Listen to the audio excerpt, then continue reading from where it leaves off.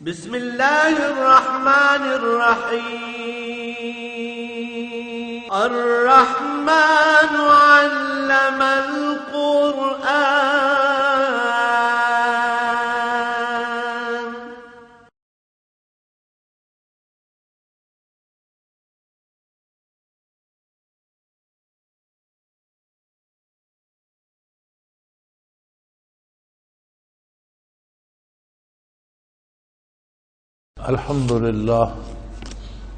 الحمد لله رب العالمين والصلاة والسلام على حبيبه محمد وآله وصحبه أجمعين.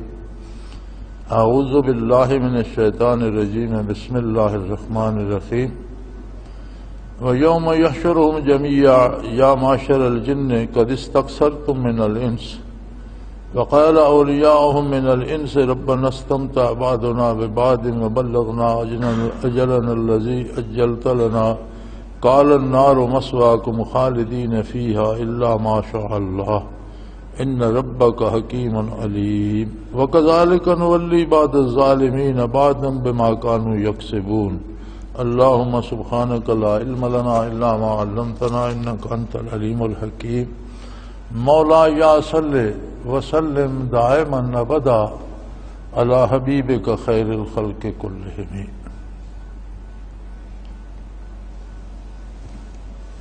پچھلی آیات میں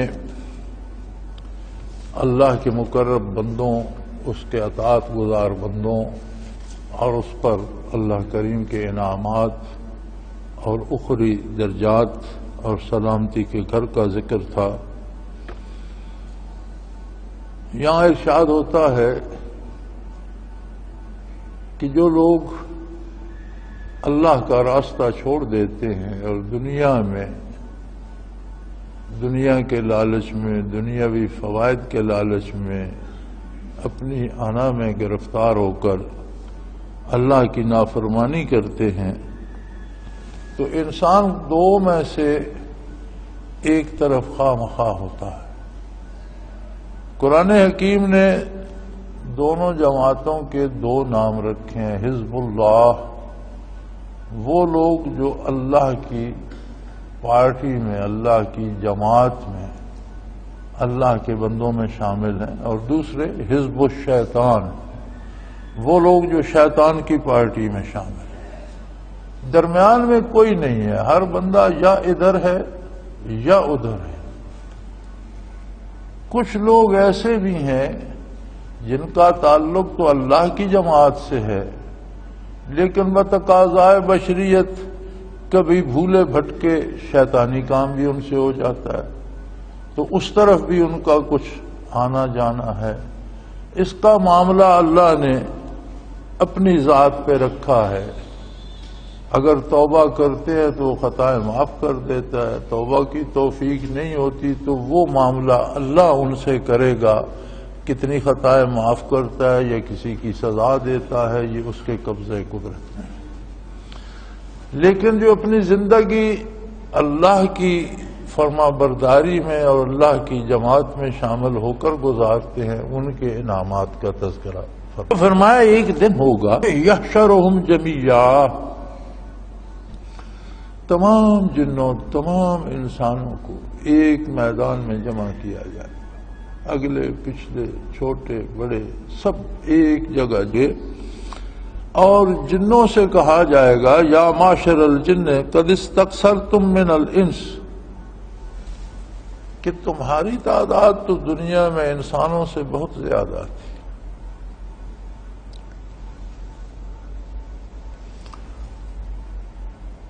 حضور صلی اللہ علیہ وسلم کے ارشاد میں ملتا ہے، جس کا مفہوم یہ ہے، حیات الحیوان میں بھی یہ حدیث نقل فرمائی گئی ہے، کتب احادیث میں بھی ملتی ہے، کہ حضور نے فرمایا، اپنے زمانے کی بات حضور ارشاد فرما رہے تھے کہ جتنی تعداد روئے زمین پر انسانوں کی ہے، اس سے 9 گنا زیادہ تعداد جنات کی ہے، چونکہ جنات بہت پہلے سے ہیں. پھر جنوں میں ایک مخصوص طبقہ ہے جو شیطان کی اولاد ہیں یا اس کے پیروکار بن کر شیطنت ان میں بھی آ گئی ہے.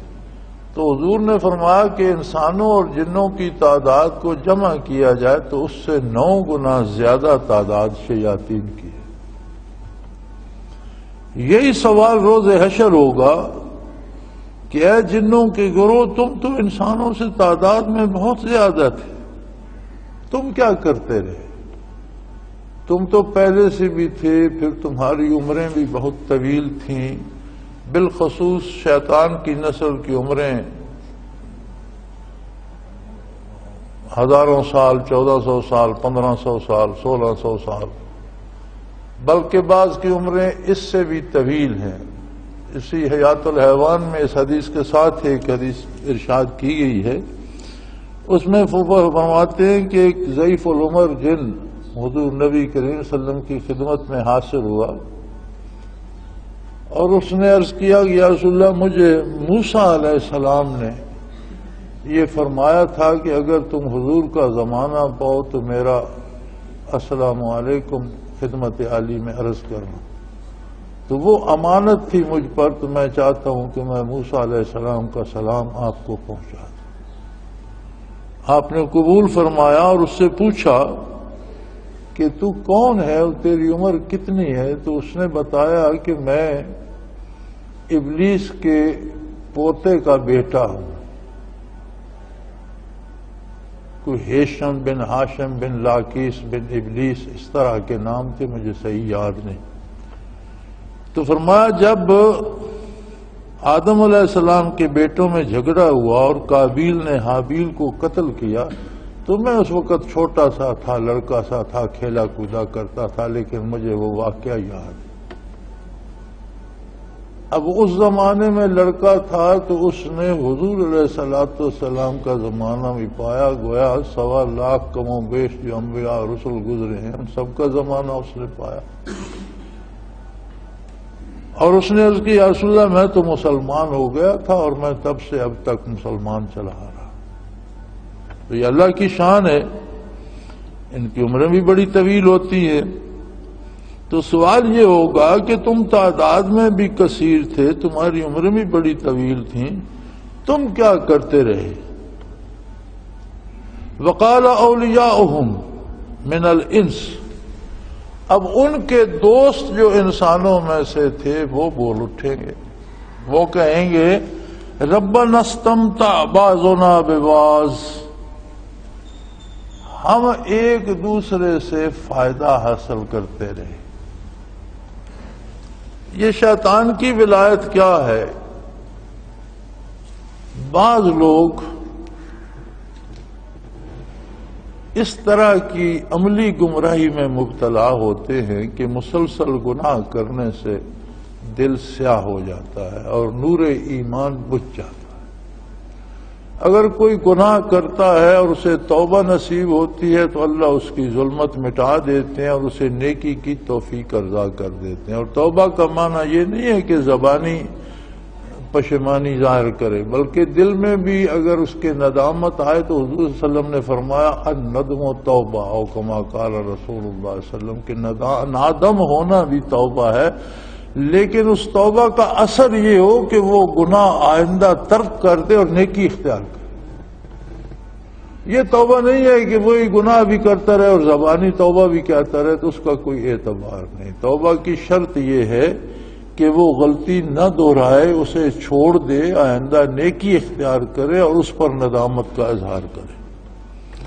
تو توبہ نصیب ہوتی ہے تو دل کی سیاہی مٹ جاتی ہے، تعلق اللہ سے بحال ہو جاتا ہے۔ لیکن اگر کوئی توبہ نہیں کرتا، پھر گناہ پر پہلے یہ ہوتا ہے کہ گناہ پر فخر کرنے لگتا ہے۔ آپ نے دیکھے ہوں گے لوگ اس بات پہ فخر کرتے ہیں میں نے اتنا جوا جیتا، میں نے اتنی چوری کر لی اور میں پکڑا نہیں گیا، میں نے اتنے بندے مار دیے۔ اب اسے بندہ قتل کرنے کا کوئی افسوس یا ندامت نہیں، بلکہ فخر کر رہا ہے اس پر، میں نے اتنے بندے مار دیے۔ یہ تبھی ہوتا ہے جب اللہ سے تعلق ختم ہو جاتا ہے اور دل سیاہ ہو جاتا ہے۔ تو جب اللہ سے تعلق ختم ہوتا ہے تو پھر لا محالہ ابلیس سے، شیطان سے، اس کی اولاد سے قائم ہو جاتا ہے۔ ایک انٹینا لگا ہوا ہے چھت پر، اس نے وصول کرنے ہیں وہ اشارات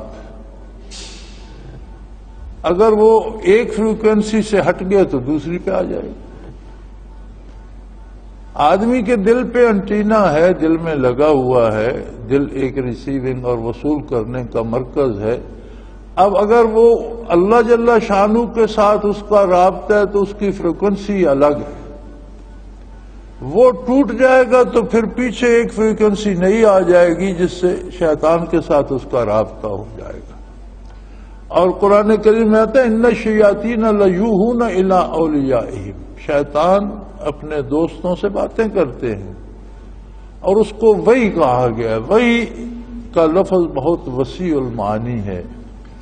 انبیاء پہ اللہ کی طرف سے جو کلام نازل ہوتا ہے اسے بھی وحی کہتے ہیں، لیکن وہ وحی مخصوص ہے انبیاء علیہ السلام۔ پھر وحی کی اقسام ہے، کشف ہے، الہام ہے، القاء ہے، کوئی بات دل میں آ جائے، کوئی بات کسی کو زبانی سنا دی جائے، کوئی بات کسی کو پردہ ہٹا کر دکھا دی جائے، یہ سب وحی کی قسمیں ہیں۔ اور ہم کہتے ہیں جانور جبلی طور پر، یہ جبلت کیا ہے؟ یہ بھی وحی الہی ہے، ان کو من جانب اللہ وہ چیزیں سمجھائی جاتی ہیں۔ اب شہد کی مکھی ایک چھتا بناتی ہے، ہزاروں گھر ہیں، سب خانوں کے وہ ضلع ایک جیسے ہیں، کونے ایک جیسے ہیں، سائز ایک جیسا ہے، یہ وحی الہی ہے۔ اللہ نے اس کے دل میں بھی یہ بات ڈال دی، اس کے دماغ میں بھی یہ بات ڈال دی کہ اس طرح کرو، اس میں شہد رکھو، اس میں بچے دو۔ اسی طرح جانور سب سے زیادہ، نباتات پہ بھی وحی ہوتی ہے، جمادات پہ بھی وحی ہوتی ہے، پتھر لڑکتے بھاگتے ٹوٹتے، پہاڑ بنتے گرتے، دریا چلتے رکتے، پودے اگتے بڑھتے پھل لاتے، یہ سارا نظام اللہ جل شانہ کے دست قدرت میں اور وحی الہی کے تابع ہے۔ تو بات دوسرے تک پہنچانے کو بھی وحی کہہ دیا جاتا ہے۔ تو فرمایا شیطان بھی اپنی بات اپنے دوستوں تک پہنچاتا ہے، ان کے دل میں ڈال دے، انہیں کوئی چیز دکھا دے یا انہیں کسی طرح سمجھا۔ تو انسان بول اٹھیں گے جب سوال تو جنوں سے ہو رہا ہوگا کہ تم تو تعداد میں بہت کثیر تھے اور بہت پہلے سے تھے، پھر تم میں ایسے طویل العمر بھی تھے جنہوں نے متعدد انبیاء کا زمانہ پایا، تو تم نے کیا حاصل کیا، اس سے کیا کرتے رہے؟ تو وہ ابھی خاموش ہوں گے کہ ان کے دوست جو انسانوں میں سے تھے وہ بول اٹھیں گے، وہ کہیں گے یا اللہ ہم ایک دوسرے سے سودا بازی کرتے رہے، یہ ہم سے فائدہ اٹھاتے رہے، ہم ان سے فائدہ اٹھاتے رہے۔ مفسرین کرام اس میں لکھتے ہیں کہ انسان کوئی جنوں سے جنس نہیں خریدتا، جانور نہیں خریدتا، جن کوئی انسان سے کپڑا جوتا نہیں خریدتا، یہ ایک دوسرے سے کیا فائدہ اٹھاتے رہے۔ وہاں وہ فرماتے ہیں کہ شیاطین جو ہیں وہ انسانوں کو اپنا تابع بنا لیتے ہیں، اور انسان سمجھتا ہے میں نے جنوں کو اپنے قابو کر لیا۔ اب وہ انہیں قابو کرنے کے لیے جو کلمات پڑھتا ہے وہ کفریہ ہوتے ہیں، جو عمل کرتا ہے وہ خلاف شریعت ہوتے ہیں، غلیظ رہتا ہے، ناپاک رہتا ہے، حرام کھاتا ہے، ناپاک کھاتا ہے، جھوٹ بولتا ہے۔ جتنی برائی وہ کرتا ہے اتنا اس کا رابطہ شیطان سے مضبوط تر ہوتا جاتا ہے۔ اب چھوٹے چھوٹے شعبے، کسی کو تعویذ دیا اسے بیمار کر دیا، کسی کو چھوٹا سا مرض چموڑ دیا، کسی کا دماغ پریشان کر دیا، کسی کے دل میں پریشانیاں ڈال دی، جو شیطان کے بس میں ہوتا ہے۔ اور وہ یہ بھی تب ہوتا ہے، یاد رکھیں، یہ بھی تب ہوتا ہے جب ہم اللہ سے تعلق توڑ کے ایسے بدکار لوگوں سے اپنا تعلق قائم کرتے ہیں۔ یعنی اس میں بھی جس پر یہ اثر ہوتا ہے اس کی اپنی غلطی ہوتی ہے کہ وہ دیندار طبقے کو چھوڑ کر اس بے دین سے اپنا ناطہ جوڑتا ہے، جس کے نتیجے میں اس کے اندر جو دفاعی نظام قدرت کی طرف سے ہے وہ ختم کر دیا جاتا ہے۔ اب شیطان سمجھتا ہے میں نے اس کو قابو کیا ہے، وہ سمجھتا ہے میں نے جن قابو کیے ہوئے۔ وہ جنوں سے یادہ لیتا ہے کہ چھوٹے چھوٹے شعبے، وہ جتنی شیطان کی قوت ہوتی ہے اتنا اس کے کہنے پہ کوئی عجیب حرکت ظاہر ہو جاتی ہے جس سے اس کی پیری چمکتی رہتی ہے۔ اور شیطان کا فائدہ یہ ہوتا ہے کہ اس ایک کو گمراہ کر کے جتنے اس کے ساتھ متعلق ہوتے ہیں، اس کے مرید بنتے ہیں، اس سے تعویذ، ان سب کو گمراہ کرنے کا سبب بن جاتا۔ تو فرمایا دونوں کا ایک دوسرے کے ساتھ فائدہ حاصل کرنے کا لالچ ہوتا ہے، اور قیامت میں تو سچی بات کرنی پڑے گی۔ تو فرمایا وہاں انسان جو جن کا دوستی شیاطین کے ساتھ اور شیطانوں اور جنوں کے ساتھ تھی، وہ کہیں گے ربنا استمتع بعضنا ببعض، اے اللہ ہم نے ایک دوسرے سے فائدہ اٹھایا، انہوں نے ہم سے اٹھایا، ہم نے ان سے اٹھایا۔ نتیجہ یہ ہوا کہ جس انجام کو پہنچنا تھا آج وہاں ہم پہنچ گئے۔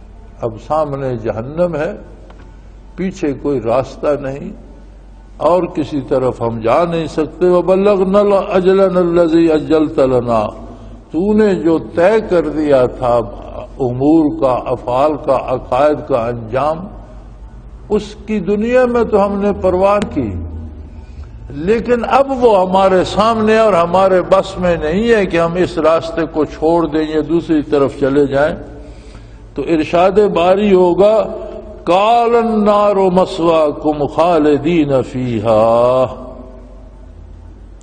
تمہارا سب کفار کا ٹھکانہ جہنم ہے، اور تم سب کے لیے، اب جنوں کے لیے، شیاطین کے لیے، اور ان انسانوں کے لیے جو شیاطین سے رابطہ رکھتے تھے، تم سب کے لیے جہنم ہے، سب اس میں جلو گے اپنے اپنے درجے کے مطابق، سب کے ساتھ جہنمی ہونے میں سارے برابر ہو۔ اب اس میں کس کے کتنے گناہ ہیں، کتنی برائیاں ہیں، کس درجے تک وہ کتنا گہرا جاتا ہے۔ ہاں ایک بات تمہیں بتا دوں، خالدین فیہا، اب تمہیں موت نہیں آئے گی، اور تمہیں ہمیشہ ہمیشہ اس جہنم میں رہنا ہوگا، الا ما شاء اللہ۔ یہ الگ بات ہے کہ اللہ جو چاہے اس پہ قادر ہے، اللہ اگر نکالنا چاہے تو وہ نکال سکتا ہے، لیکن اس نے فرما دیا ہے کہ میں کافر کو جہنم سے نہیں نکالوں گا، مومن کو جنت کے داخلے کے بعد جنت سے نہیں نکالوں گا۔ یہ اس نے فیصلہ کر دیا، جس طرح مشرک کا فیصلہ کر دیا کہ مشرک کو بخشا نہیں جائے گا۔ یعنی قیامت میں جو فیصلہ ہوگا وہ مومن کا ہوگا، اس کا مقدمہ چلے گا کہ اس کے گناہ اتنے ہیں، یہ معاف کر دیے جائیں یا بخش دیے جائیں۔ اگر کسی کا خاتمہ ہی کفر پر ہوا تو اس کے مقدمے کی نوعیت دوسری ہوگی کہ اس نے کتنے گناہ کیے اور ان کی کتنی سزا دی جائے۔ یہ اللہ کی مرضی، چھوٹنے کی بحث اس کی نہیں ہوگی کہ اسے بری بھی کیا جا سکتا ہے، بخشا بھی جا سکتا ہے۔ اللہ نے فرمایا جو شرک پر یا کفر پر مرے گا اسے بخشا نہیں جائے گا۔ سو فرمایا ارشاد باری ہوگا آج تم سب کے لیے آگ ہے، دوستی ہونے میں سب برابر ہو، اور یہ بھی یاد رکھو اب تمہیں موت نہیں آئے گی، اب تمہیں اس میں ہمیشہ ہمیشہ رہنا ہوگا، الا ما شاء اللہ، اللہ چاہے تو، اللہ تو قادر ہے، وہ جو چاہے کرے، اس پر کوئی پابندی نہیں۔ ان ربک حکیم علیم، لیکن یہ بات یاد رکھو تمہارا پروردگار ہر کام اپنی حکمت اور اپنے علم کے مطابق کرتا ہے، وہ حکیم و دانا تر ہے۔ یہ اس کی حکمت کا تقاضا نہیں ہے کہ بدکاروں کو جہنم سے نکال کر، کافروں کو جہنم سے نکال کر جنت میں بھیج دے، یہ اس کی حکمت کے خلاف۔ پھر اس نے کسی کی سنی سنائی پر فیصلہ نہیں کیا کہ بعد میں حقیقت کا علم ہو تو فیصلہ بدلنا پڑ جائے، یار یہ تو جو رپورٹ آئی تھی ہمارے خفیہ محکمے کی، جو فرشتوں نے لکھا تھا وہ صحیح نہیں تھا، یہ مشرک تو نہیں تھا، کافر تو نہیں تھا، انہوں نے کافر مشرک اپنے اندازے سے لکھ دیا۔ ایسی بات نہیں ہے، وہ فیصلے اپنے علم پر کرے گا، وہ ہر شے کو ہر وقت ہر جگہ ہمیشہ جانتا ہے، اس کے لیے کوئی ماضی مستقبل نہیں ہے، اس کے لیے ہر چیز اس کا علم حضوری ہے، اس کے لیے ہر چیز ہمہ وقت اس کی بارگاہ میں حاضر ہے۔ کوئی ساتویں زمین کے نیچے چیونٹی حرکت کرتی ہے تو اس کے چلنے کی آواز بھی سنتا ہے، صرف چلنے کو دیکھتا نہیں۔ وہ 7 زمینوں کے نیچے حرکت کرے تو اس کی حرکت کی آواز کو بھی سنتا ہے اور اس کو دیکھتا بھی ہے، جانتا بھی ہے۔ سو اس کا اپنا فیصلہ ہوگا، اس لیے کہ تمہارا پروردگار دانا تر بھی ہے اور ہر چیز سے ہمہ وقت واقف بھی۔ اگر وہ واقف نہ ہوتا تو باپ کی پشت میں تمہیں کون زندہ رکھتا؟ تمہارے نطفے کو کون محفوظ رکھتا؟ شکم مادر میں کون تمہاری شکل و صورت بناتا؟ کون تمہارے لیے وہاں روزی کے اسباب پیدا کرتا؟ کون تمہیں وہاں حیات دیتا اور رزق دیتا؟ وہاں بھی وہ تمہیں رزق دیتا رہا، حیات دیتا رہا، پیدا ہونے سے لے کر مرنے تک لمحہ لمحہ تم نے آکسیجن اس سے حاصل کی، تم نے آواز اس کی دی ہوئی استعمال کی، تم نے نگاہ اس کی دی ہوئی استعمال کی، تم نے بدن اجزائے بدن میں اس کی دی ہوئی قوت استعمال کی، اور تم نے اس کا دیا کھایا۔ وہ زندگی کے ہر حال میں تمہاری ہر ضرورت پوری کرتا رہا، تو مرنے کے بعد تم سے غافل ہو گیا ہے۔ وہ جانتا ہے کون کس نے کیا کیا، کس نیت سے کیا، کس ارادے سے کیا، لہذا اس نے یہ فیصلہ کیا ہے کہ دنیا میں تو تم نے اس کی عظمت کو بھی بھلایا، اس کے راستے کو بھی چھوڑا، اس کے بندوں کی مجلس اختیار نہیں کی، تو اب تم سب مل کر جہنم میں جاؤ۔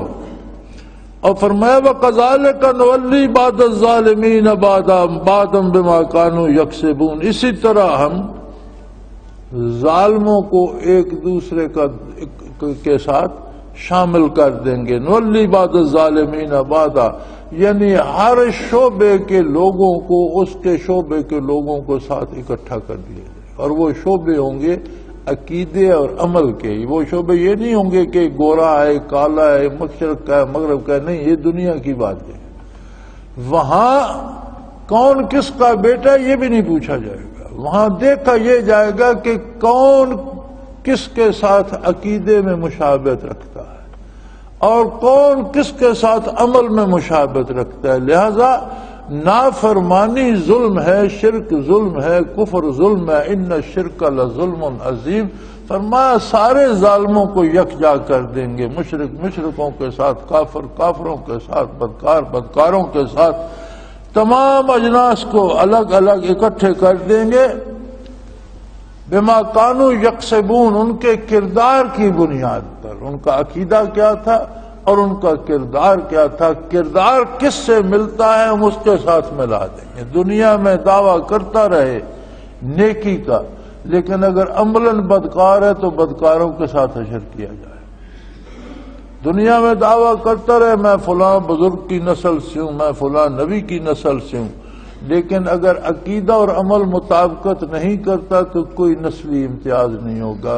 ملایا ان کے ساتھ جائے گا جہاں اس کا عقیدہ اور عمل مطابقت کھاتا ہے، اس لیے سب کو الگ الگ کر دے۔ شہید شہیدوں کے ساتھ ہوں گے، غازی غازیوں کے ساتھ ہوں گے، تہجد گزار تہجد گزاروں کے ساتھ ہوں گے، ذاکرین ذاکرین کے ساتھ ہوں گے، اور روزہ دار ہر ایک میں علماء علماء کے ساتھ ہوں گے، جہلا میں شامل کر دیے جائیں گے، کافر کافروں کے ساتھ، مشرک مشرکوں کے ساتھ، ظالم ظالموں کے ساتھ۔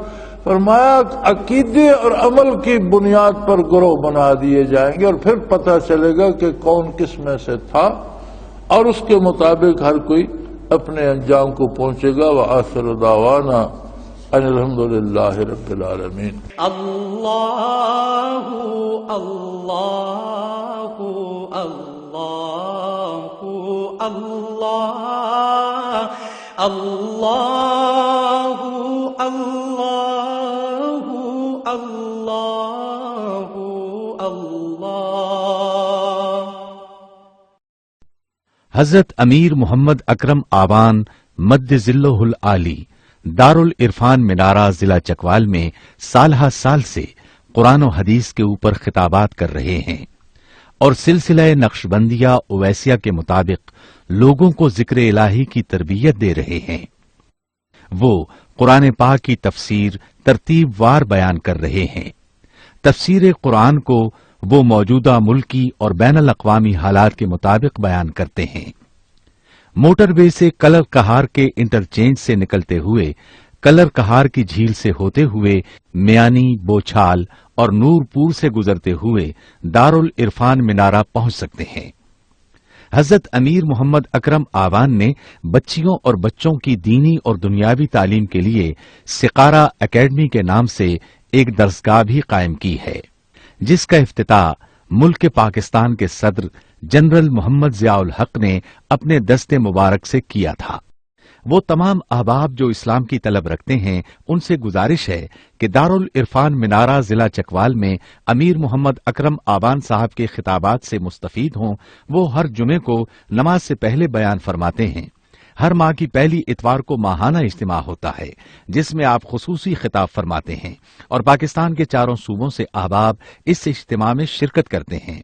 इसके अलावा यहाँ साल में 2 मरकजी इज्तिमात भी होते हैं, एक रमजानुल मुबारक में एतिकाफ का इज्तिमा और दूसरा जुलाई और अगस्त में 40 दिन का इज्तिमा होता है जिसमें रूहानी तरबियत की जाती है। अपना खून सीमाब देकर इतना हम कर जाएंगे, नाम आका का चमन में फिर रकम कर जाएंगे।